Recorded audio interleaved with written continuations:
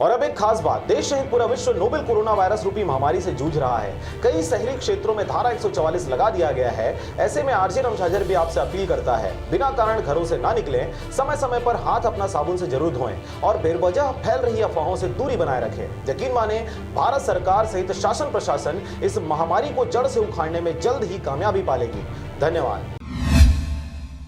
Collector Shri Bhimsen के निर्देशानुसार SDM Lailunga Shri Abhishek Gupta, जनपद सीईओ एवं सीएमओ नगर पंचायत लैलूंगा द्वारा होम क्वारंटाइन सेंटर में रह रहे लोगों की जानकारी लेने लैलूंगा विकासखंड अंतर्गत ग्राम पंचायत बूढ़ी कुठेन में रात्रि 8:30 बजे पहुंचे तो उस गांव में होम क्वारंटाइन में रह रहे एक व्यक्ति घर पर नहीं मिला। उसकी पतासाजी की गई तो वह व्यक्ति घर से भागकर अपने रिश्तेदार के यहाँ ग्राम कटकलिया गया हुआ था, जबकि उसने होम क्वारंटाइन में रहने हेतु शपथ पत्र भर कर दिया था कि आगामी 14 दिनों तक वह होम क्वारंटाइन में रहेगा।